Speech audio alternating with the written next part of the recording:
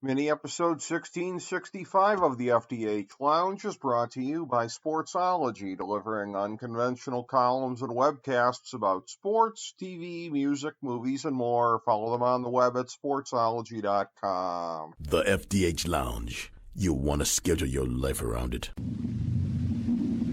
A long time ago, on a gloomy, wet Cleveland spring night, two men stand alone amidst the late-night drizzle. Their voices echo across the vacant station parking lot as they debate the merits of the great American radio show that have been missing for far too long. On that night, an idea was born. That idea became the FDH Lounge.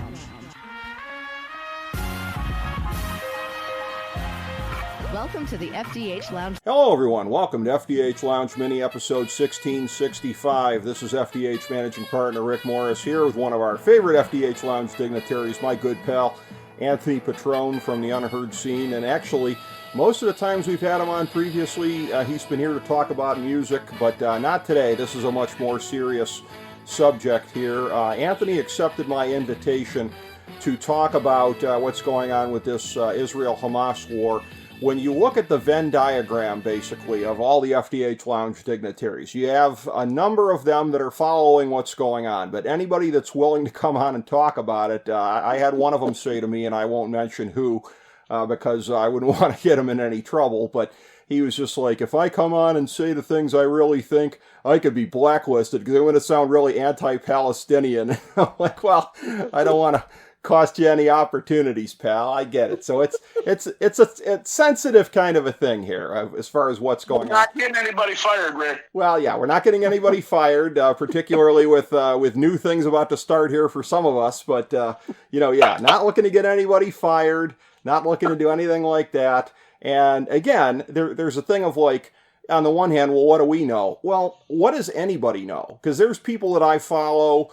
In terms of this, Ian Bremmer, Peter Zeihan, people who I follow for their sort of geopolitical, reach on things here, and they don't even know. They're just throwing out their best ideas. When it comes to something like this, what does anybody truly know? We're as qualified as anybody. We're going to give you our thoughts. Anthony, thank you for accepting my invitation to come on in and break this down. Absolutely, although I did take a good laugh when I found out I was talking about a war. Yes. Yeah. Well, you're doing this, and like I said, I appreciate, and I don't want to throw any shade at anybody by saying I appreciate that you had the guts to do this, because I don't want to throw any shade at anybody else. I get where people are coming from, man. It's sensitive. You do not want to be... People are willing to take anything out of context these days, dude. You can get canceled for the tiniest of things. So I get where the fear kind of comes in, and I think it's legitimate. It's a thing where, just in doing this show, I can't duck this, because we basically said, nothing is off topic. We're going to talk about anything relevant that's going on. And this is a thing where I know from talking to you off air, I mean, we are, broadly, I think, basically in the same place here on this, as far as if you're just talking about the part of Israel and the Israeli people versus Hamas. We're not talking about the people in Gaza, a lot of whom are basically Hamas's hostages here, but Hamas itself as an organization. I mean, it's a pretty cut and dried good and evil kind of a thing here. I mean, they are basically the equivalent of ISIS or Al-Qaeda or any of them other scumbags at this point, and have been for some time. And this is a thing where I texted you a thing earlier today. I was looking for it on the internet just to prove that it existed, because I had heard about it, that they did like a kids show with like a Mickey Mouse puppet, like, hey kids, let's all go kill people of certain religions. Yeah. Like, that's the kind of people that Hamas are. And that's the thing. The guys strapping innocent Palestinians to them. Yep. In fighting this war. Nothing shocks me. Well, and here's the thing too. Like, there's a phrase you hear a lot these days when people are talking about something, whether it's a product or whatever. It's a feature, not a bug. To Hamas, dead Palestinians are a feature. I mean, that's their PR. They're dying for a sympathetic picture here, and again, and they're going to get plenty of sympathetic pictures. TV's going to do their dirty work for them as far as showing, because again, the siege of the Gaza Strip, I mean, it's not going to be pretty, and I think you and I, this is another thing we talked about off air, I think we're largely on the same page here. I think Israel has to do the best job they can do, humanly possible under the circumstances here, to try to avoid civilian casualties, but Hamas is trying to jack up the civilian casualties wherever they can. It was either them or Islamic Jihad that bombed the hospital, and they, for a while there, they got everybody to blame it on Israel right on cue. So it's like they are ruthless. They'll be killing their own people and doing everything they can to make it look like it's Israel that's doing it. Right, and it's sad because you look at the thousands of people sitting on the Rafah border of Egypt. They're not going to get out. Egypt's worried. Yeah. That they're gonna, something's gonna happen. Hamas has been telling everybody that Israel won't do a ceasefire. Yeah. They want a ceasefire to open the Rafah border because they want to send in aid. The United Nations is down there to send in aid. And I heard President Biden was in there today saying, if we can get Hamas to do the ceasefire, yes, you will. You will ceasefire, because you got to get aid in there. I mean, the United Nations have a whole bunch of trucks of medicine and food and all kinds of things to help those people. Yeah. So they just need it. Egypt wants a ceasefire. They're not going to go into war, and I don't blame them. Yeah. And Egypt, I mean, and this is one of these things like the echoes of history. Egypt supposedly had a little bit of intel that this thing was coming, which, again, and that's its own other separate matter of how, I mean, this is one of the great intelligence failures of human history. But I mean, like when you think about the Yom Kippur War 50 years ago, when Egypt and Syria sneak attacked Israel, and 50 years later, Egypt's like, hey, yo, we got some intel. You might be about to get sneak attacked. You know, well, you're going to laugh because I told a friend of mine who I talked to just a little bit ago that I was doing this podcast with you, and he says, oh, you're doing about the war on Israel. You might want to go back to about 1100. Well, yeah. Yeah, listen, it goes way back, and there's a lot of things here, too, and there's a thing where, again, I have believed for a long period of time here, again, and a lot of my particularly the friends I have on my side of the political spectrum, a lot of them don't believe this, particularly any of my fundamentalist friends, but I have believed in a two-state solution, that if you can make Gaza and West Bank, but they have to be governable. Like, you have to have sane people, you have to have legitimate partners for peace, which do not exist at this time, because the Palestinian Authority in the West Bank is corrupt, and they're basically a bunch of cowards. They're afraid to stick their necks out for peace. Hamas is a bunch of homicidal a-holes. So you don't have that right now, but like long term, that's what you need. And some of the stuff that's come out about Netanyahu is that he was secretly propping up Hamas all this time because like they were basically sort of doing his dirty work. Like, hey guys, we can't do a two-state solution. I got nobody to work with here. So I have long believed that he's a corrupt idiot, and I think he's been proven. I've been proven correct by this based on the way that it's happened. So yeah, there's ancient wrongs here. I think on both sides, the way that Israel got established in 1948, Palestinians getting driven out. I mean, there's not a lot of clean hands here, but the whole thing here, the Hamas insistence that Israel be wiped out so that Palestine can be restored to what it was in 1948, you can't do that. I mean, not to get too juvenile with like two rights don't make a wrong, but you cannot uproot the decades and decades and decades to give them the whole pie. You just can't do it. Right. I mean, there might be legitimate grievances about how, some of the things happened and everything, and that's why, again, trying to work out a deal, where they have some of the land, and, Jerusalem's ultimately the biggest sticking point on this and what they do with that. But other than that, I mean, the two-state solution, but another thing that I'd said to you off air is I'd read this a long time ago, and it's true. Somebody'd made the point of like, you don't ever have peace that comes about, unfortunately, unless somebody's defeated. And it's a thing where you talk about, the Yom Kippur War with Israel. It was in Egypt. It was Anwar Sadat that was actually, I was reading about it in recent days. He was more aggressive about wanting to make peace in the mid to late 70s than Israel was at first. Because he got that ass beat in the war. He knew it was going to happen again if they didn't get off that track. And so basically, you know, he knew he'd been beaten and he was ready to talk. And it's a thing of like, where we're looking at this and it's like, it's going to be brutal and bloody and there's going to be a lot of civilians that die in the process, and it's unfortunate. And we've come a long way as a society since, you know, a lot of times I don't think, you know, with the Oppenheimer movie this summer, Hiroshima, Nagasaki, I mean, I'm not going to second guess because I wasn't there, but it's just an awful thing that many civilians had to die. I hope we can all agree on that, you know. And I don't, it wasn't much of a consideration at the time. These things are more of a consideration now, and I think we're better off for it. But it's like, it's got to come to a head, bro, because like, if this, Israel didn't have a lot of deterrence value clearly before this thing started. And it's like, if they have no deterrence value coming out of this thing, the next war is probably going to be a world war. It's going to get out of control. My big worry is Hezbollah thinking, hey, there's fighting, let's go take control. Yeah. And if Hezbollah takes control, they got Iran's money. Yep. And I hate to say this, but a big stimulant from the United States that they just got too. Yeah, the $6 billion, and it's a thing where, oh, but it's for these purposes, whatever. But the way that you and I know the way that money works, that like anytime you get money in one area, you don't have to spend money in another area. So right. Is that money going directly for Iran to prop up terrorists? It is not, but it's freeing up money. Right. So, but it's you worry about any groups trying to take advantage of it. They were talking today. I heard about Islamic jihadists at the hospital and other groups that are trying to rise up and take advantage. Yeah. That's the big scary. You got Hezbollah sitting there in Lebanon. Yeah. So we just don't know. Like, you want to dismantle the Hamas. Yeah. But the problem is who runs Gaza. Well, yeah, afterwards. And that's where I teased this to you off air. Like, if the United Nations was worth a crap, you just say we send in a UN peacekeeping force.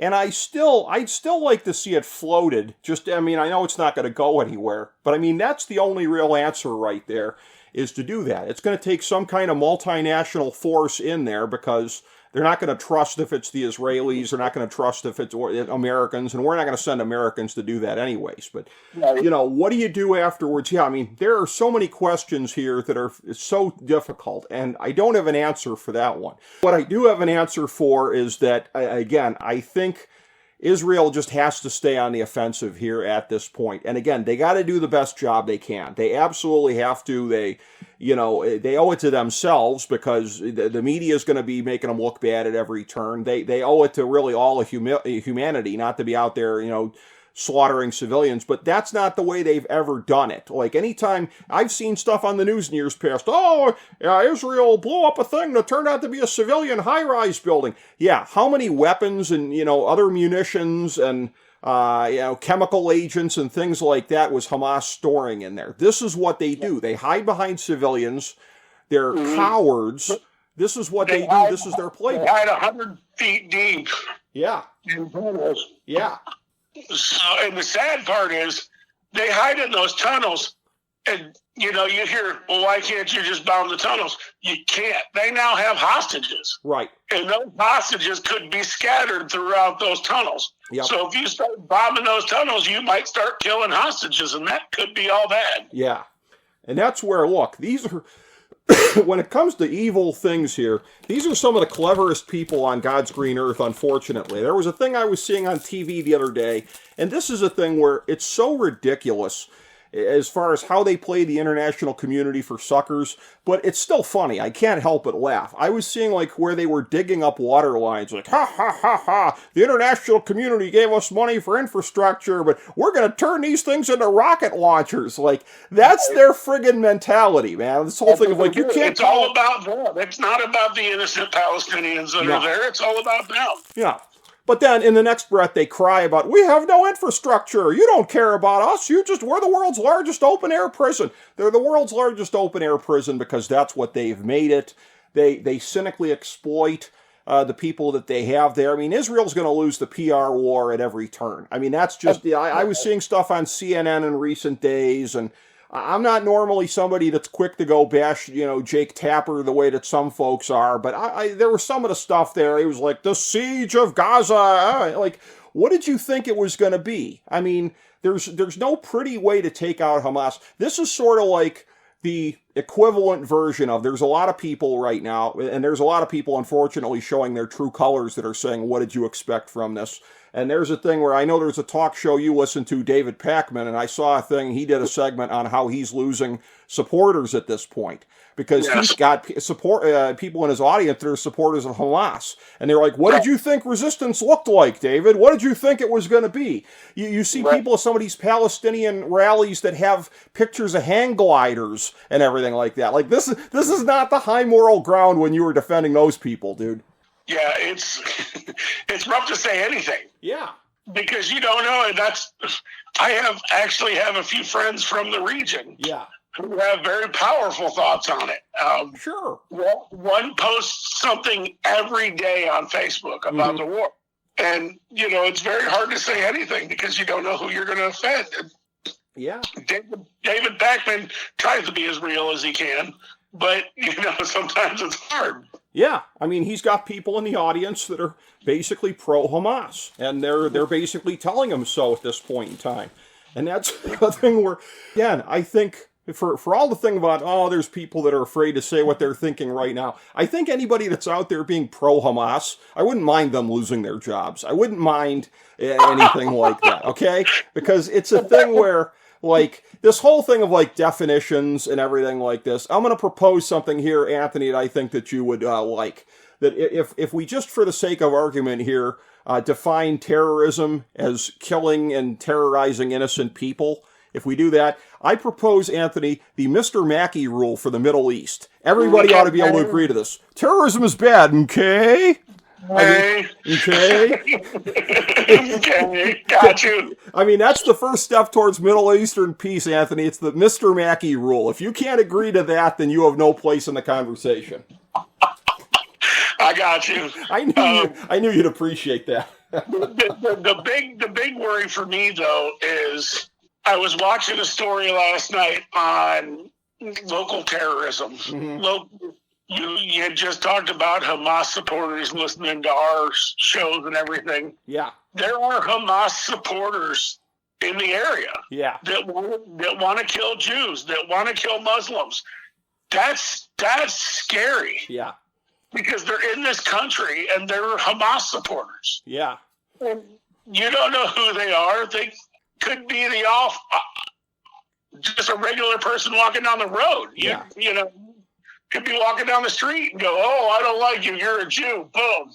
Well, yeah. And that's where, again, you get a lot of things happening domestically here. Unfortunately, I think there was a 6-year-old Arab kid in, I think it was Chicago or somewhere, that got killed, and that's a terrible thing, obviously. And I think somebody else was talking about, I want to go to Dearborn, Michigan, and go hunting for Arabs there. So you get that happening on both sides, and it's pretty awful. Dearborn is an area, though, as far as, like, when you're talking about, because I think there's like 100,000 Arabs there, and you think about it, dude. I mean, you always have bad apples that are present in any community. So out of like 100,000 people, that's a lot of potential bad apples. Even if 99% of people are cool, that's a lot of like dangerous people running around. And that's the thing where I had a friend that was telling me years ago that he travels a decent amount on business. And he just happened to wake up on 9/11 on business, staying at a hotel in Dearborn, Michigan. And he was just like, the uncertainty that all the rest of us felt, like, imagine being there. And imagine, you're not knowing what's going to happen and everything like that. And you're thinking, you're not the stereotype, but you're just thinking to yourself, like, gee whiz, is this the best place in the world for me to be? Like, there's probably a lot of people here who hate my guts. They're here, right? They are. And like, our country, I have to say, I mean, there's an underbelly of people here that are, there's a lot of people that are consumed by hatred, and a lot of them that are, I'm not going to say even worse, not so bright, because it's not even worse, but that's a bad combination. Like, I remember seeing a thing, I think this was like 2012. There was like, this was in Wisconsin somewhere. And it was a temple full of Sikh people that got, unfortunately, shot up. And this stupid redneck thought he was going killing Muslims. I'm like, first of all, you shouldn't walk into any random religious place anyways and start shooting people up. But it was like, these guys with the turbans on their head. Yeah, those are Sikhs, dude. Like, it's like insult to injury. You're killing the wrong religion. You shouldn't be going around killing Muslims anyways, but they're not even Muslims. We just have too many dumb people. And that's the problem. Yeah. And so I'm going to say this. She probably won't get mad, but I have a new daughter-in-law that's Muslim. Yes. And she gets a lot of stereotypes. And she's like, they don't even understand what they're talking about. Yeah. No, they don't. They just see the dark skin and figure, okay, that's it. We're good. Yeah. So, yeah, it's crazy. This country can be a dangerous place a lot of times like this for things like that. I remember like after 9/11, one of my best friends growing up was this Indian kid. And I've been in touch with him intermittently over the years. Facebook's made it better. We've been in more regular touch, but 2001 was before Facebook. I just remember reaching out to him at the time after 9/11, like, hey man, stay safe. Like, you know, like there's a lot of dumb people out there and could be out to just kill random brown people. And this was years before the Sikh massacre happened. Like, you know that about this country. Like, there's going to be people getting killed that aren't even who the dumbass killers thought they were in the first place. And right, because people don't realize that the Middle East is a lot like the United States. It is. Everybody's got different religions. Everybody's got different beliefs. Everybody's got different thoughts. Not everybody is who you think they are. Oh, yeah. And that's where, and there's a lot of different things here, too. There's a lot of Christians that are in the region there. And there was a guy... This was like, and it's so funny. You get into these cultural things and cultural differences and stuff like that. Like years ago, I remember I sold a used car to this Egyptian guy. I think he was one of these local Egyptian Christian churches around here, and it was a thing where it really threw him when I went to sign over the title for it because he's like, "Is that legal? Is that valid?" And it turns out because I write left-handed. There's a thing in these Arab countries that it's like illegitimate because I guess like there's places where like they don't have toilet paper and they use their hand to wipe and most people use their left hand. So they think it's kind of sus whenever anybody signs anything with their left hand. I'm like, is this real life? Is this a real thing? And it turns out it is, Anthony. That was more information than I really needed to know. Yeah. Well, you know, that's bound to happen on this show, but...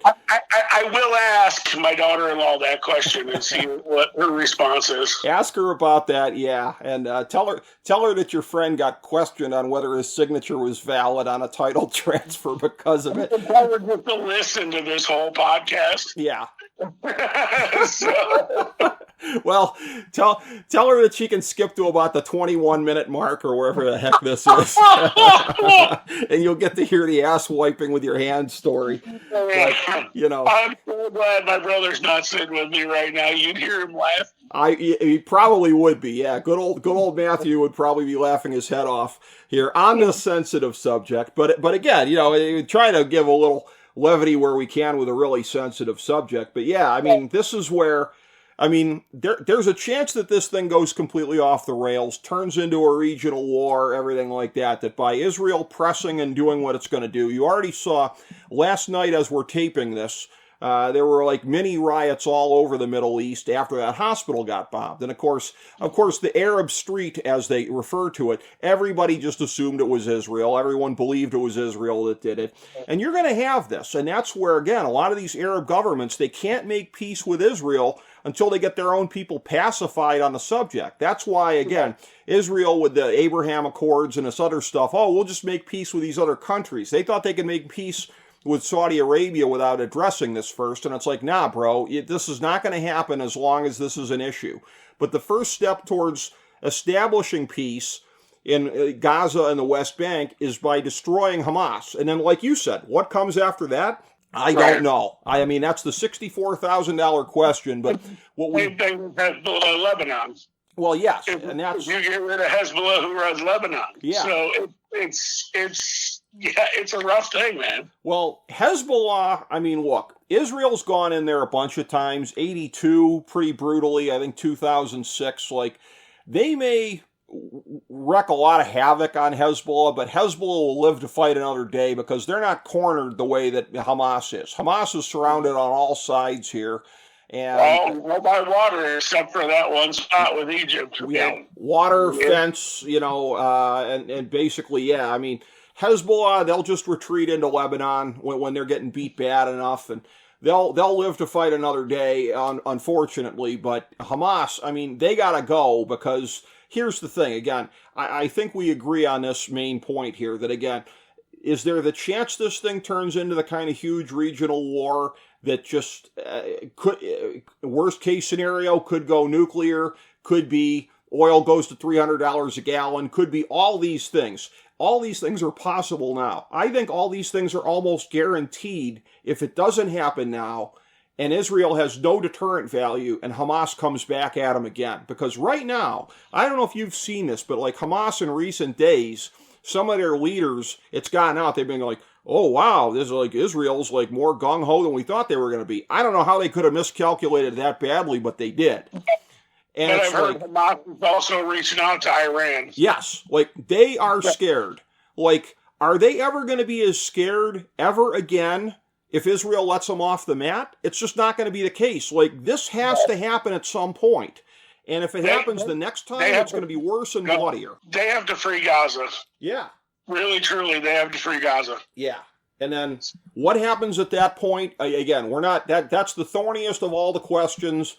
Maybe there is something the UN can do in that kind of a way. It's the only real answer is to get outside parties in there. And again, no individual country is going to want to do it themselves. Nobody's going to stick their hand up in the air like, oh, we'll send our guys over. But right, no. That's the thing. Because no individual country is going to want to take blame if things go wrong. Well, and which they will, because, it's not going to be easy to reestablish everything. But yeah, I mean, how it goes from here, again, we don't know that part. Nobody really can. But as far as Israel doing what they got to do, again, being as good as they can on all of the stuff as far as, minimizing the civilian casualties and everything else. And I trust that they are going to do that because they've done that in every situation thus far. They've always avoided it as much as they can. Hamas is going to be out to make as much stuff look badly as possible. So it's going to be unfortunate. It's going to get a lot worse before it gets better. Unfortunately, that's the only thing I think we do know. I do know that, you're correct, but we will see. President Biden has asked Congress to get an aid package together for both countries. Yeah. So if Israel can dismantle Hamas, then maybe we can look at other countries and say, hey, we're giving them aid. Let's rebuild this country and make them free. Them and Ukraine, and again, there are a lot of people that are on my side of the fence that are not in favor of Ukraine aid. I am not one of those people. I want to continue, seeing that thing through. So yes, any kind of joint thing with Israel and Ukraine might be able to pass. So, right. It's a thorny situation, and hopefully it's not going to be too long in going on, but I think the Israeli Defense Forces were saying today it probably will be, and unfortunately that seems most realistic. So, right. It's going to get worse. What I pray for now is a ceasefire so that Egypt will open that Rafah border. Yeah.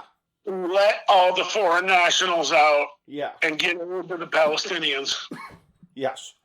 That's what we need to see moving forward. Yeah. As much as can be done for the poor people that are being held hostage there by Hamas. And right. Again, seeing it through, and after that. There are thousands sitting at the Rafah border.